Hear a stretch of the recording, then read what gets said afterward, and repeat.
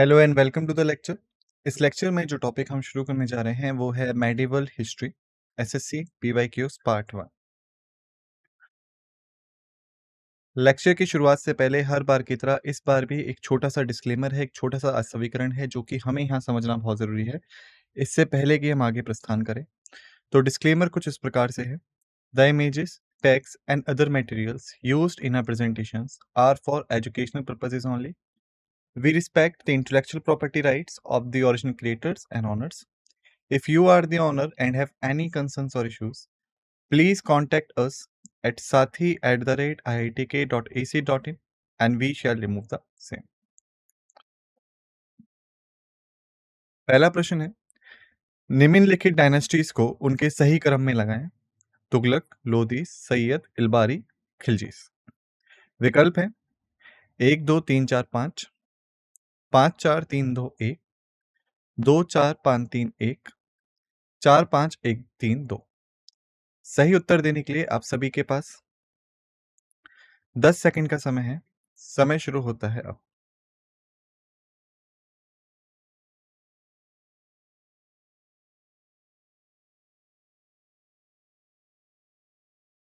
समय समाप्त।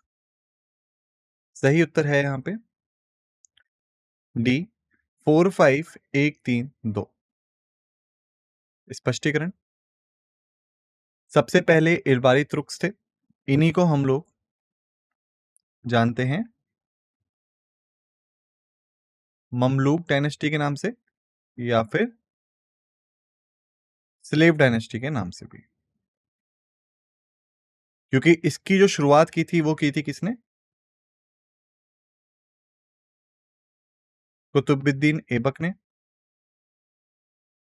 और कुतुबुद्दीन ऐबक जो थे वो असल में स्लेव थे किसके? मोहम्मद गौरी के।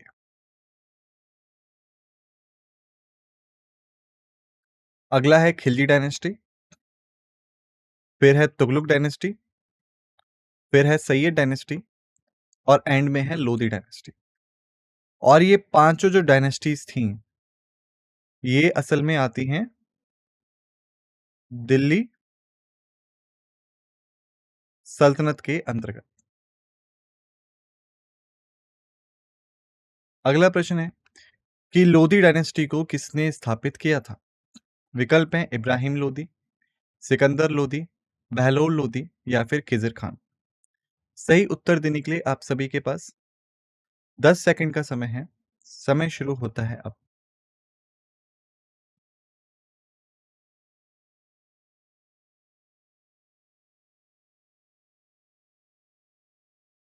समय समाप्त।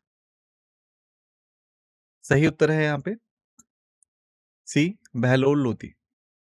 स्पष्टीकरण, लोधी डायनेस्टी जो थी भारत में वो 1451 के बाद यानी सैयद डायनेस्टी के बाद स्थापित होती है। जो लोधी डायनेस्टी थी उसको बहलोल लोधी ने शुरू किया था, जो कि गिजलाली ट्राइब से बिलोंग करते थे अफगान के। और असल में जो लोधी डायनेस्टी थी वो एक अफगान डायनेस्टी थी।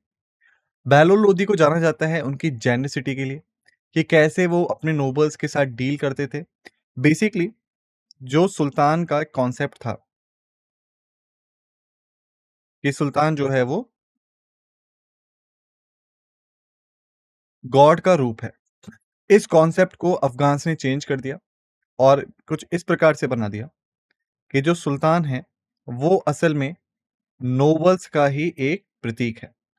यानी जो राजा के साथ में उनके सहायक होते थे, राजा उनके ही एक प्रतीक है। और इक्वालिटी जो है सुल्तान की वो नोबल्स के बराबर ही है।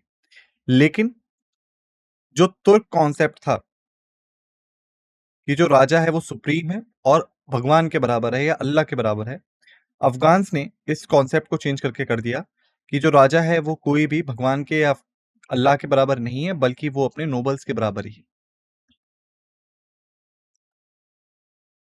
अगला प्रश्न है, हर्षवर्धन को निम्नलिखित में से किसने हराया था? विकल्प है प्रभाकर वर्धन, पुलकेशिन द्वितीय, नरसिंह वर्मन पल्लवन या शशांका। सही उत्तर देने के लिए आप सभी के पास 10 सेकंड का समय है। समय शुरू होता है अब।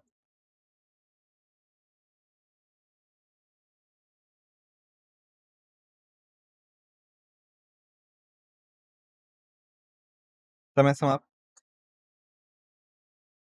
सही उत्तर है यहाँ पे बी पुलसिकन द्वितीय। स्पष्टीकरण। पुलसिकन द्वितीय ने हर्षवर्धन को हराया था नर्मदा नदी के किनारे 1618 से 1619 के बीच की सर्दियों में।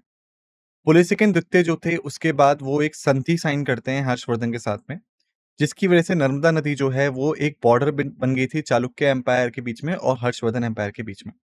और हर्षवर्धन की जो ये हार थी ये पुष्यभूति डायनेस्टी को एंड कर देती है।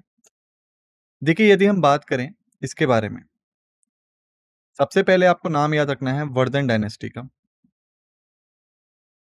वर्धन डायनेस्टी को स्थापित किया था पुष्यभूति ने। और जो वर्धन डायनेस्टी की कैपिटल थी वो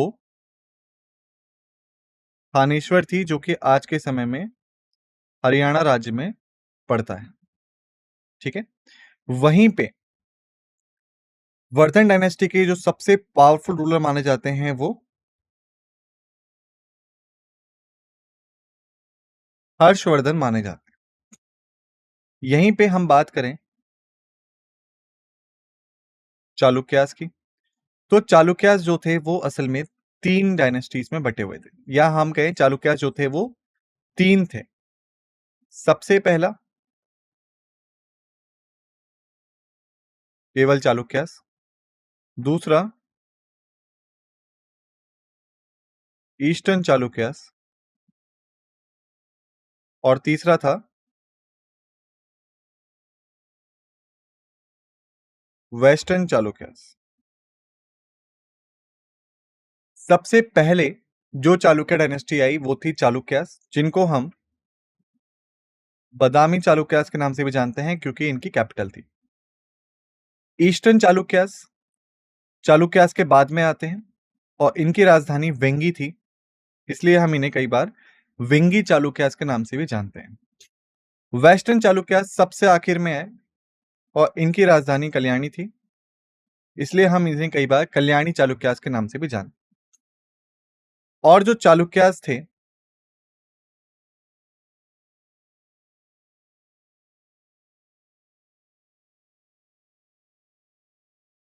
उसके सबसे पावरफुल रूलर थे पुलसिकन द्वितीय। पुलसिकन द्वितीय जो मुख्य तौर पे चालुक्यास सदन में थे, यहां से ये मार्च करना शुरू करते हैं उत्तर की तरफ। और हर्षवर्धन या वर्धन डायनेस्टी जो मुख्य तौर पे नॉर्थ में थी, इनके साथ इनकी लड़ाई होती है। कहां पे? नर्मदा नदी। नर्मदा जो है वो असल में सेंट्रल इंडिया से होके गुजरती है। इस लड़ाई में हर्षवर्धन को हरा दिया जाता है पुलसिकन द्वितीय के द्वारा, और नर्मदा नदी को एक बाउंड्री लाइन बना दिया जाता है, जिसके साउथ में चालुक्य किंगडम था और नॉर्थ में वर्धन डायनेस्टी थी। लेकिन हर्षवर्धन की इस हार के बाद जो वर्धन डायनेस्टी थी, जिसे हम कई बार पुष्यभूति डायनेस्टी भी कहते हैं, वो पूर्ण तरीके से खत्म हो गई थी। यहीं पे एक और नाम आप याद रखिएगा, ह्यूएन त्सांग। ह्यूएन त्सांग जो थे वो असल में एक चाइनीज ट्रैवलर थे, और ह्यूएन त्सांग ने हर्षवर्धन और पुलसिकन द्वितीय दोनों को ही विजिट किया था जब वो भारत में थे, और इन दोनों के बारे में ही चीजें लिखी थी। अगला प्रश्न है, निम्नलिखित में से कौन इलिटरेट था या फिर अनपढ़ था? विकल्प है जहांगीर, शाहजहां, अकबर या औरंगजेब। सही उत्तर देने के लिए आप सभी के पास 10 सेकंड का समय है। समय शुरू होता है अब।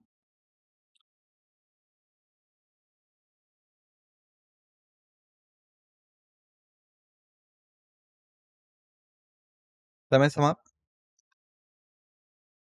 सही उत्तर है यहाँ पे सी Akbar.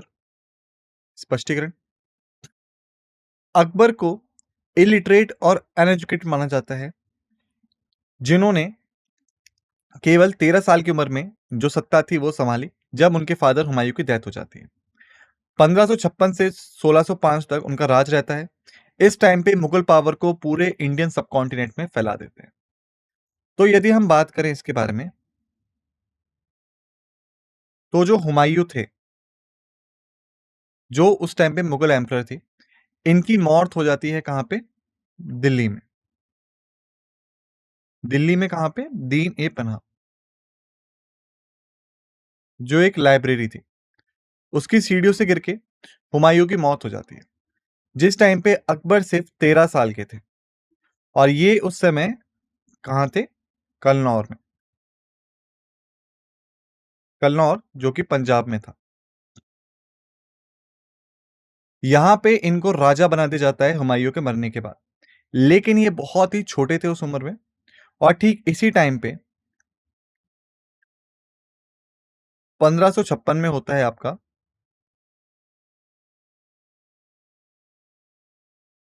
Second battle of Panipat. ठीक है, जिसमें जो सूरी एम्पायर के लॉयल्स थे, वफादार लोग थे, वो लड़ते हैं किससे? मुगल एम्पायर से। और जो मुगल्स थे, उनके राजा कौन था इस टाइम पे? अकबर, जो कि बहुत छोटा था, इस लड़ाई को लड़ नहीं सकता था। तो ऐसे में जो बैरम खान थे, जिन्हें हम अक्सर खान बाबा के नाम से भी पुकारते हैं, ये कमान संभालते हैं इस जंग की। और ये थे कौन? ये थे commander in chief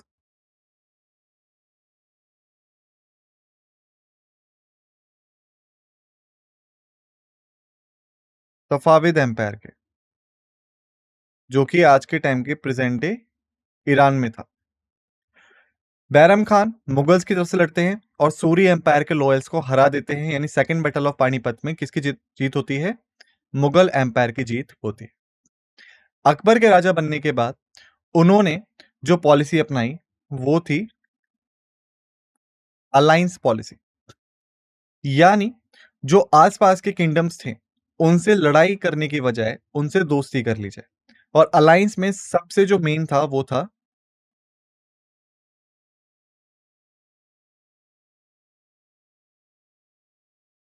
matrimonial alliance, यानी शादियों करने का अलायंस। अकबर ने कई सारी शादियां करी अपने आसपास के जो एम्पायर्स थे उनमें, और उनसे एक रिश्ता कायम कर लिया। और इसी वजह से उनको बहुत ज्यादा पावर मिलती है कि वो पूरे इंडियन सबकॉन्टिनेंट में अपना राज्य फैला देते हैं। ठीक है, अकबर के द्वारा दीन ए इलाही की शुरुआत करी गई, जो कि एक रिलीजन था। ठीक है, इसी के साथ साथ इबादत खाने की शुरुआत करी गई, जहाँ पे कई सारे जो दूसरे धर्म के लोग थे वो आते थे, साथ में बातें करते थे। और भी अकबर की कई सारी पॉलिसीज थी, जिन्होंने उन्हें एक मुख्य राजा के तौर पे पेश किया भारतीय इतिहास में। अगला प्रश्न है, वो जगह कौन सी थी जहां पे बुद्धा को ज्ञान की प्राप्ति होती है? विकल्प है सारनाथ, बोध गया, कपिलवस्तु या राजगृह। सही उत्तर देने हेतु 10 सेकंड का समय है। समय शुरू होता है अब।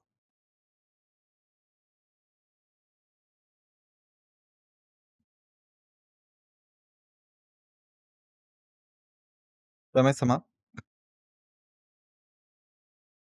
सही उत्तर है यहाँ पे सी, सॉरी बी, बोध गया। स्पष्टीकरण, बोध गया एक धार्मिक जगह थी और इसी के साथ एक प्लेस ऑफ पिलग्रिमेज थी, जो कि पड़ती है महाबोधि टेम्पल कॉम्प्लेक्स में, जो कि आज के समय गया डिस्ट्रिक्ट में है, बिहार में। ये बहुत ही मशहूर जगह है जहां पे गौतम बुद्ध को ज्ञान की प्राप्ति होती है, एक बौद्धि ट्री के अंदर बैठ के। बोध गया जो था, वो मेन 4 पिलग्रिमेज साइट से है, जो कि गौतम बुद्ध से जुड़ी हुई है। तो यदि हम बात करें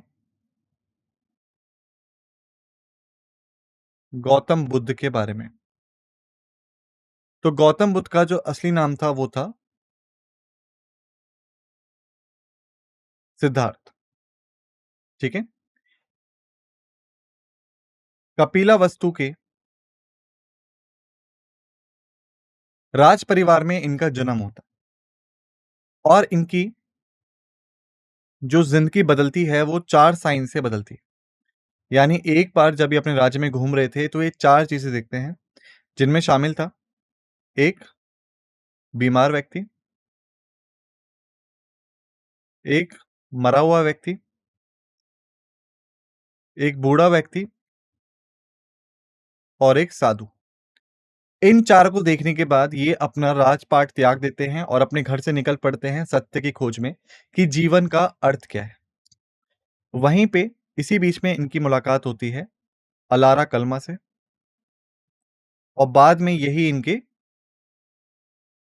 रिलीजियस गुरु भी बन जाते हैं, जिनसे वो चीज़ों को सीखते हैं जैसे कि ध्यान लगाना, सच की प्राप्ति कैसे होगी, इन चीज़ों को। और इसी बीच में ये पहुंचते हैं गया में, जहां पे एक बोधि ट्री या यूं कहें एक बनियान ट्री के नीचे बैठे हुए इन्हें ज्ञान की प्राप्ति होती है। और इसके बाद ये बन जाते हैं सिद्धार्थ गौतम से गौतम बुद्ध। और फिर ये एक रिलीजन फाउंड करते हैं जिसका नाम था बुद्धिज्म।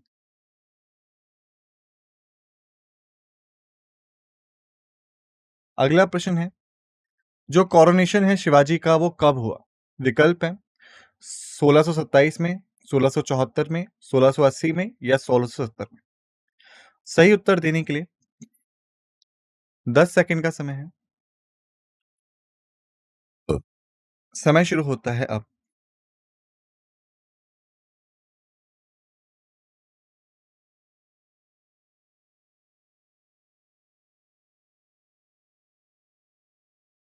समय समाप्त। सही उत्तर है यहाँ पे बी 1674 एडी में। स्पष्टीकरण, शिवाजी को कॉर्नेटेड मिलता है 6 जून 1674 को रायगढ़ किले में।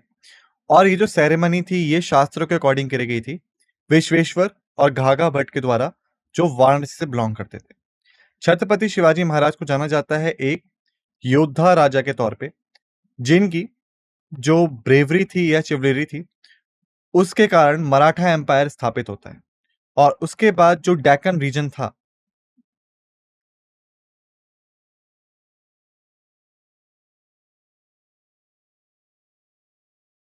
या जिसे हम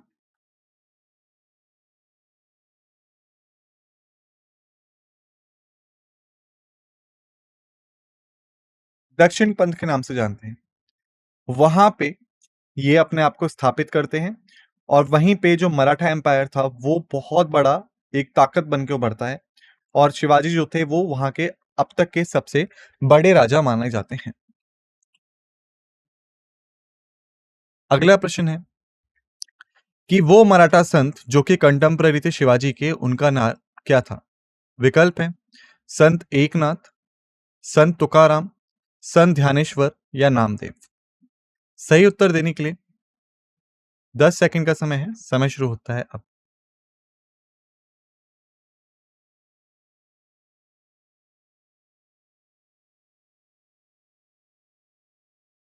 समय समाप्त। सही उत्तर है यहाँ पे बी संत तुकाराम। स्पष्टीकरण,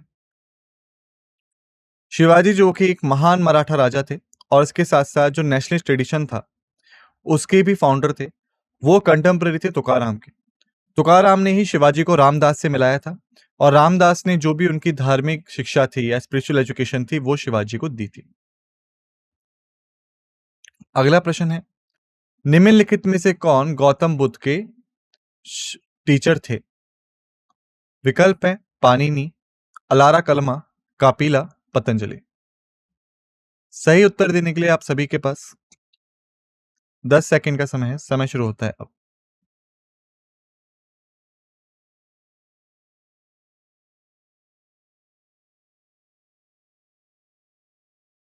समय समाप्त। सही उत्तर है यहाँ पे बी अलारा काल्मा। स्पष्टीकरण। अलारा कल्मा एक हर्मिट सन थे और टीचर थे योगिक मेडिटेशन के, जो कि राजगिरा के पास में जीते हैं। पाली कैनन स्क्रिप्चर्स के अकॉर्डिंग वो गौतम बुद्ध के टीचर भी थे। जैसे कि मैंने आपको बताया कि जो सिद्धार्थ गौतम थे असल में,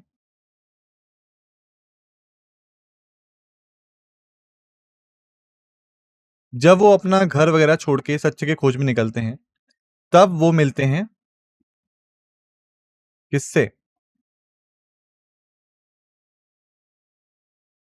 अलारा कालमा से। यहां से वो सीखते हैं धार्मिक चीजों को, जैसे कि मेडिटेशन प्रैक्टिस और बाकी चीजों। अगला प्रश्न है, निम्नलिखित में से किस जगह पे गौतम बुद्ध ने अपना सबसे पहला सरमन दिया था? विकल्प है सारनाथ, राजगिरा, कपिलावस्तु या बोध गया। सही उत्तर देने के लिए आप सभी के पास 10 सेकंड का समय है। समय शुरू होता है अब।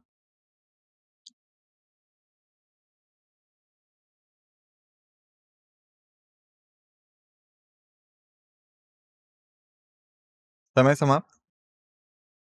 सही उत्तर है यहाँ पे ए सारनाथ। स्पष्टीकरण। ज्ञान की प्राप्ति के बाद जो उन्हें बोध गया में हुई, जो बुद्धा थे वो सारनाथ जाते हैं, जहां पे वो अपना सबसे पहला शिक्षा प्रदान करते हैं डियर पार्क में। और इसी को हम कहते हैं व्हील ऑफ धर्मा, यानी धर्म चक्र परिवर्तना। ठीक है। सारनाथ कहां पर है? सारनाथ आज के समय के बनारस, या यूं कहें वाराणसी में पड़ता है।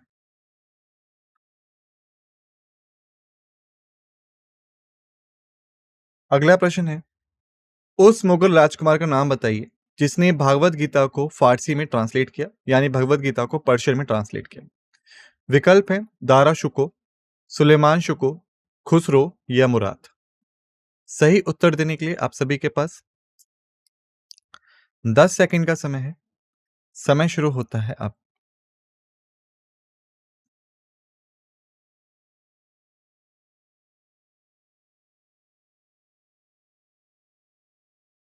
समय समाप्त। सही उत्तर है यहाँ पे ए दारा शुको। स्पष्टीकरण। महाभारत को पर्शियन में ट्रांसलेट किया गया अकबर के समय में, और उनके जो पर पोते थे, दारा शिको पर पोते, उन्होंने ट्रांसलेट किया उपनिषद को और भगवत गीता को फारसी में। और जो सिग्निफिकेंट रिजल्ट था इस कल्चरल मिक्सिंग का वो ये था कि बहुत सारे लोग जो थे वो बायलैंग्वल हो गए और दो भाषाओं में चीजें जानने लग गए, या उससे भी ज्यादा भाषाओं में चीजें जानने लगे। क्योंकि देखिए जो आपके उपनिषद थे और जो भगवत गीता थी,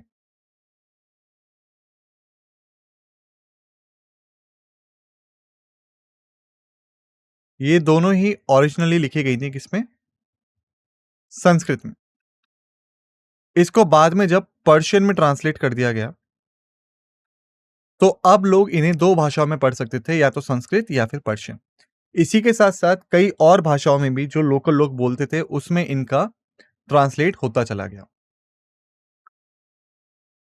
अगला प्रश्न है, पृथ्वीराज चौहान को दूसरे तारीन के युद्ध में किसने हराया था? विकल्प है महमूद गजनी, मोहम्मद गौरी, कुतुबुद्दीन ऐबक या यालदौस। सही उत्तर देने के लिए 10 सेकंड का समय है। समय शुरू होता है अब।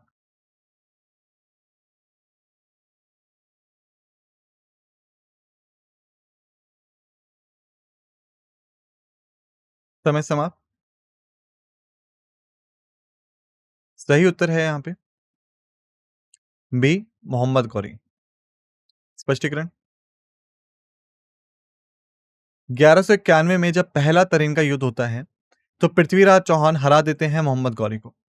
लेकिन 1192 में जब दूसरा युद्ध होता है, तो मोहम्मद गौरी हरा देते हैं पृथ्वीराज चौहान को। तो देखिए, अगर हम बात करें दोनों राजाओं की,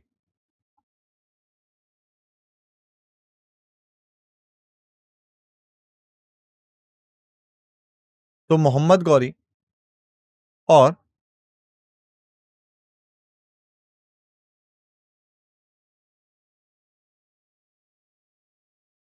पृथ्वीराज चौहान, इन दोनों के बीच की जो लड़ाई थी, वो असल में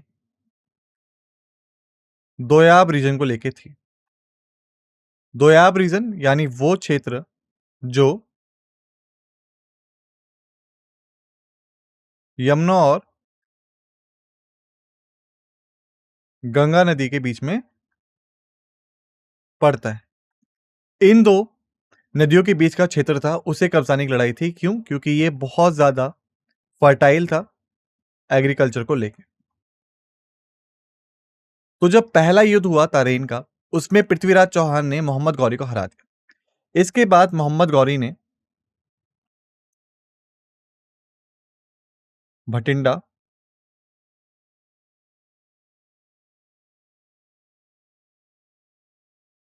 और पेशावर में कब्जा जमाया और इनको एक बैकअप सोर्स के तौर पे इस्तेमाल करा अपनी फौज को तारीन में भेजने से पहले। और क्योंकि अब मोहम्मद गौरी के पास एक बैकअप सोर्स था, तो पृथ्वीराज चौहान को दूसरे युद्ध में हराना उनके लिए आसान हो गया। और पृथ्वीराज चौहान को हराने के बाद पहले उन्हें प्रिजनर ऑफ वॉर बनाया गया, यानी कि युद्धबंदी, और बाद में उनको मार दिया गया। ठीक। अब माना ही जाता है कि मोहम्मद गौरी जो थे, वही असल में फाउंडर थे दिल्ली सल्तनत के। पर देखिए, ऐसा सही नहीं है। मोहम्मद गौरी की जीत के बाद जो मुस्लिम रूल था, वो तो भारत में स्थापित हो गया था, लेकिन दिल्ली सल्तनत को असल में किसने स्थापित किया?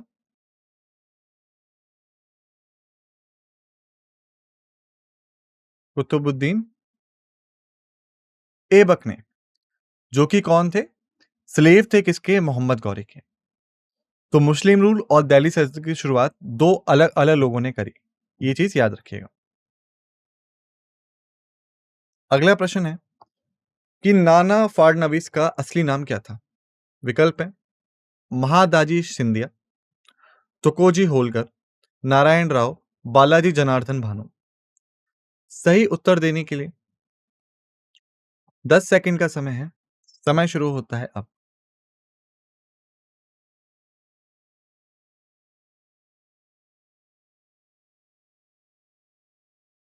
समय समाप्त। सही उत्तर है डी, बालाजी जनार्दन भानु। स्पष्टीकरण।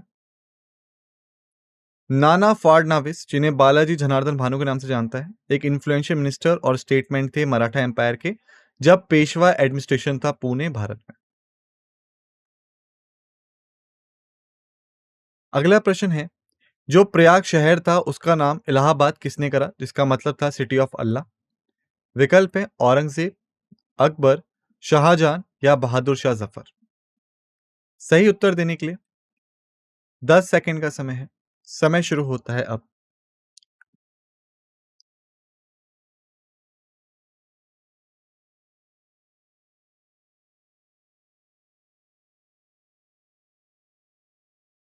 समय समाप्त। सही उत्तर है यहाँ पे बी, अकबर। स्पष्टीकरण। जो सम्राट अकबर थे, उन्होंने ही प्रयाग का नाम इलाहाबाद कर दिया, जिसका मतलब है सिटी ऑफ गॉड, 1575 में। जो इलाहाबाद शहर है, वो असल में पड़ता है संगम पे 3 नदियों के, गंगा, यमुना और सरस्वती। गंगा यमुना धरातल पे दिखती हैं, हालांकि ये माना जाता है सरस्वती जो है वो धरातल के नीचे से बहती है। हर 12 साल बाद जो इन संगम का पानी है, माना जाता है कि वो बहुत ज़्यादा शुद्ध हो गया है, और इसी समय एक बहुत ही बड़ा फेस्टिवल यहाँ पे होता है, जिसका नाम है कुंभ मेला। ठीक। वहीं पे इलाहाबाद फोर्ट जिसको 1583 में अकबर ने बनवाया था, वो यमुना नदी के किनारे पे बसा हुआ है, उस कॉन्फ्लुएंस साइट पे जहां पे यमुना जो है वो गंगा से जाके मिल जाती है। यदि हम बात करें कुंभ मेला के बारे में, तो कुंभ मेला की जो रिलीजियस गैदरिंग है, असल में उसकी जो शुरुआत थी वो किसने करी थी?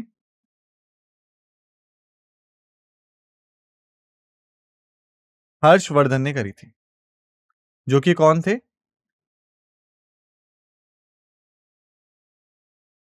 वर्धन रूलर थे। अगला प्रश्न है कि जो पहला सरमन गौतम बुद्ध ने दिया, उसे हम और किस नाम से जानते हैं? विकल्प है महापरिनिर्वाण सुता, ब्रह्मजुल सुता, धर्मचक्र पर्वत सुता, या फिर कच्छयान गौटा सुता। सही उत्तर देने हेतु 10 सेकंड का समय है। समय शुरू होता है अब।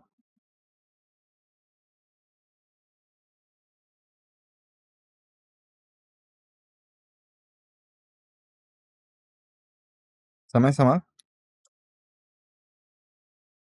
सही उत्तर है यहाँ पे सी, धम्मचक्र पर्वत सुता। स्पष्टीकरण। धम्मचक्र पर्वत सुता माना जाता है कि रिकॉर्ड है पहली टीचिंग्स का, जो कि गौतम बुद्ध ने दी थी ज्ञान की प्राप्ति के बाद। जो मेन टॉपिक था इस सूत्र का, वो 4 नोबल ट्रुथ्स थे, जो कि सेंट्रल टीचिंग मानी जाती है बुद्धिज्म की, और एक यूनिफाइंग थीम प्रोवाइड करती हैं हर एक बुद्धिस्ट थॉट को। इन 4 नोबल थॉट्स को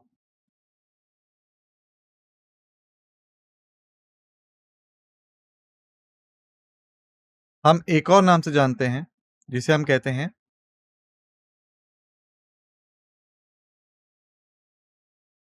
चटवारी आर्य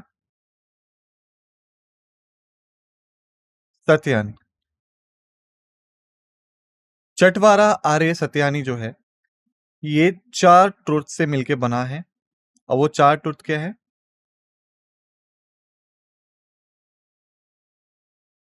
लाइफ इज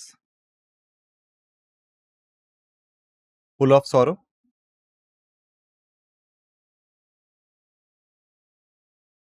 उसके बाद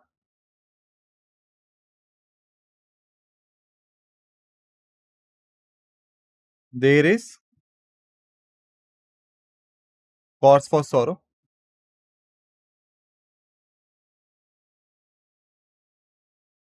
these cause could be eliminated,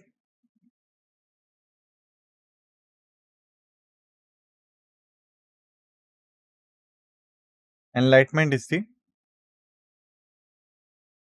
only way।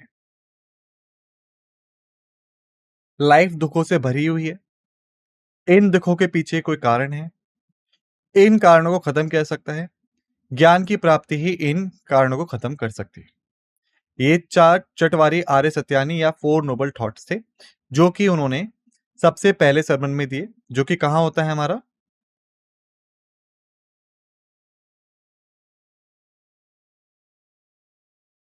Sarnath,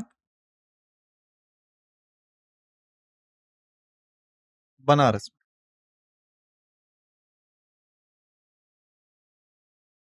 Buddha, धम्म, संगा, इन सबको एक साथ किस नाम से जाना जाता है? विकल्प है त्रिरत्ना, त्रिवर्ग, त्रिसर्ग, त्रिमूर्ति। सही उत्तर देने के लिए 10 सेकंड का समय है। समय शुरू होता है अब।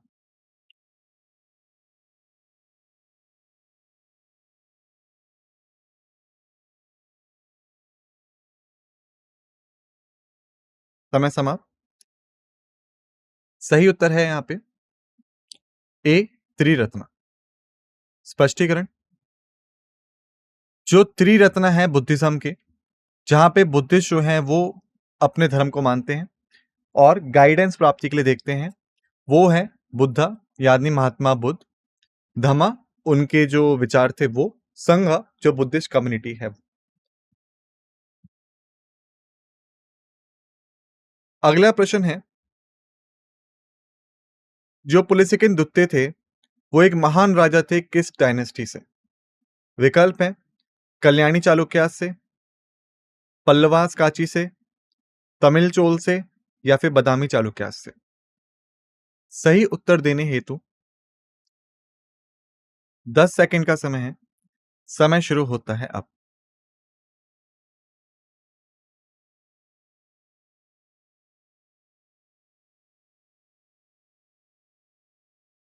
समय समा।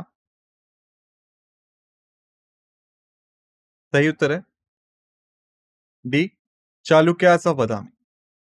स्पष्टीकरण। पुलिसिकन द्वितीय एक बहुत ही मशहूर राजा थे चालुक्य डायनेस्टी के। उनके समय में चालुक्यास जो थे बदामी के, वो लगातार फैलते हैं और डेक्कन के बहुत बड़े हिस्से पे अपना राज कायम कर लेते हैं। अगला प्रश्न है, जो उत्तरा मैरूर इंस्क्रिप्शन है वो इंफॉर्मेशन प्रोवाइड करता है किसके एडमिनिस्ट्रेशन के बारे में? विकल्प है पल्लवास, चोलास, चालुक्यास, सातवाहनास। सही उत्तर देने हेतु 10 सेकंड का समय है। समय शुरू होता है अब।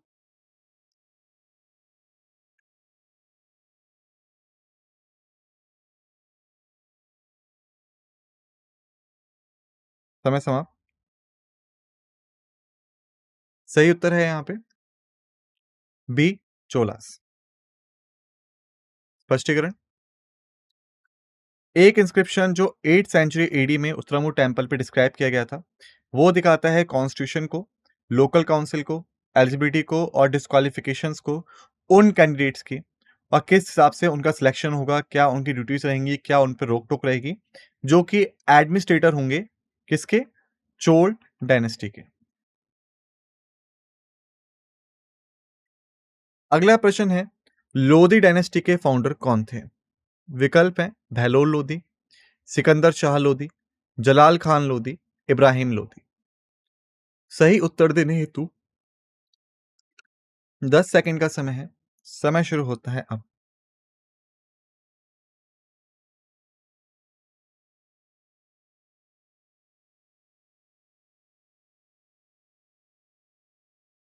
समय समाप्त।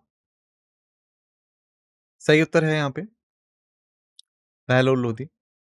स्पष्टीकरण। बहलोल खान लोधी फाउंडर थे लोधी डायनेस्टी के दिल्ली सल्तनत में, और इसी के बाद उन्होंने जो इससे पहले सैयद डायनेस्टी थी उसे बिल्कुल खत्म कर दिया था। अगला प्रश्न है कि किस जगह पे औरंगजेब की मृत्यु हुई थी? विकल्प है पुणे, औरंगाबाद, अहमदनगर या मुंबई। सही उत्तर देने हेतु 10 सेकंड का समय है। समय शुरू होता है अब।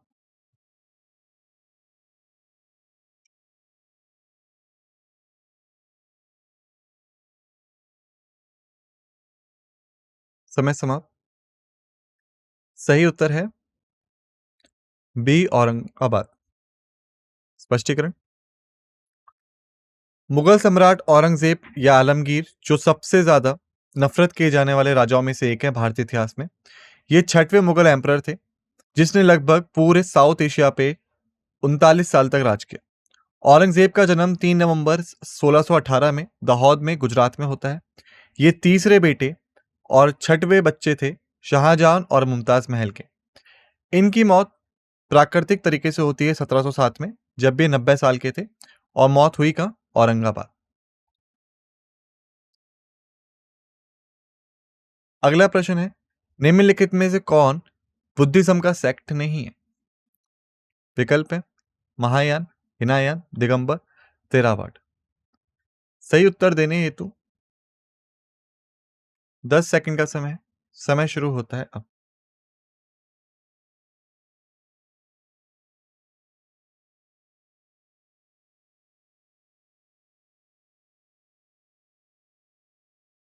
समय समाप्त।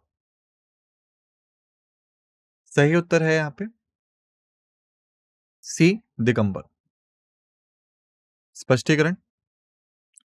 दिगंबर जो हैं वो 2 बड़े स्कूल्स हैं जैनिज़्म के, जिसमें एक दिगंबर है, दूसरा श्वेतांबर है। जो दिगंबर को मानने वाले भिक्षु हैं, वो कपड़े नहीं पहनते हैं और मानते हैं सैल्वेशन जो है, वो पूरी तरीके से मेटलिस्ट थिंग्स को हटाने के बाद ही हो सकता है, जिसमें कपड़े भी शामिल हैं।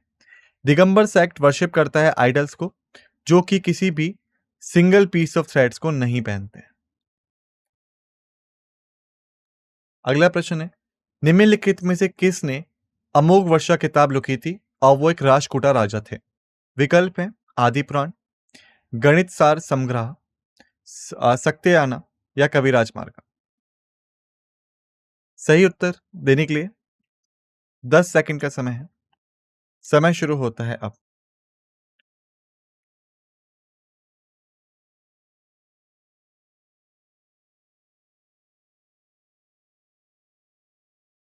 समय समाप्त। सही उत्तर है डी, कविराज मार्ग। स्पष्टीकरण।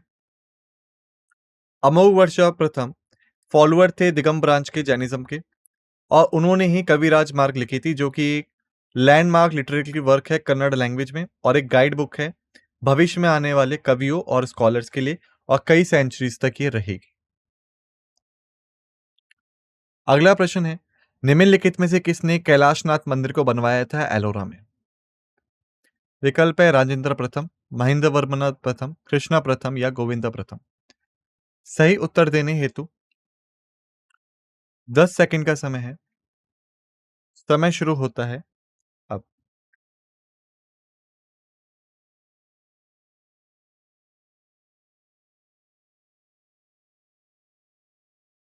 समय समाप्त। सही उत्तर है यहाँ पे सी, कृष्णा प्रथम। स्पष्टीकरण। कैलाश मंदिर एक बहुत ही मशहूर रॉक कट मॉन्यूमेंट है, जिसमें केवल कुल 34 मोनेस्ट्रीज हैं और मंदिर हैं, जो कि एलोरा केव्स के नाम से जानी जाती हैं। ये लगभग 2 किलोमीटर तक फैला हुआ है। टेम्पल को कमीशन और कंप्लीट किया गया था 757 से 783 सी के बीच में, जब कृष्णा प्रथम जो थे राजकोटा डायनेस्टी के राजा हुआ करते थे। इसको इस हिसाब से डिजाइन किया गया है कि ये माउंट कैलाश को रिसेंबल करता है, जो कि घर माना जाता है भगवान शिव का। मेगालिथ कार्व्ड को एक सिंगल पत्थर से काट के इस पूरे मंदिर को बनाया गया है, और इसको 8वीं सदी में बनाया गया था राजकोटा किंग कृष्णा प्रथम के द्वारा। अगला प्रश्न है कि जो लैंड मेजरमेंट सिस्टम था दूसरे पांड्यन राज्य के बीच में, वो निम्नलिखित में से किस में मेंशन है? विकल्प हैं थलावाईपुरम कॉपर प्लेट्स, उत्तरीरामीरू इंस्क्रिप्शन, कुडुमियामलाई इंस्क्रिप्शन या कासाकुडी कॉपर प्लेट्स। सही उत्तर देने हेतु 10 सेकंड का समय है। समय शुरू होता है अब।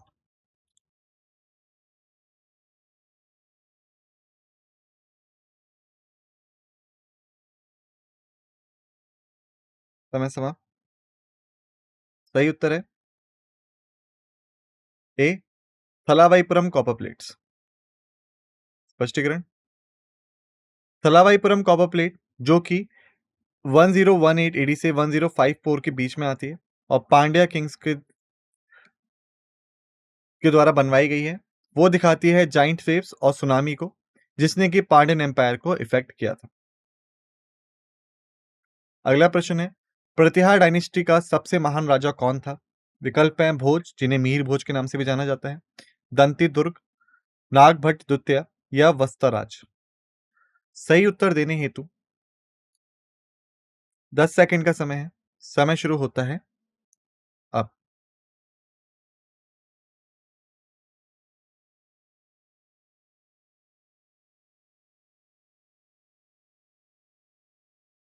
समय समाप्त।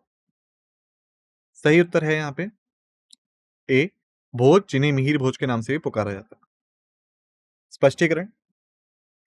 मीर भोज राजा थे गुर्जर प्रतिहारा डायनेस्टी के, और भोज एम्पायर को इन्होंने नर्मदा नदी से लेके साउथ तक फैला दिया था। सतलुज रिवर जो है वो उत्तर में इनकी बाउंड्री थी, और पूर्व में इनकी बाउंड्री बंगाल तक फैली हुई थी। अगला प्रश्न है, निम्नलिखित में से कौन सा पेयर सही नहीं है? विकल्प हैं अकबर टोडरमल, चाणक्य चंद्रगुप्त, विक्रमादित्य चेतन्या या हर्षवर्धन हुमायूं। सही उत्तर देने हेतु 10 सेकंड का समय है। समय शुरू होता है अब।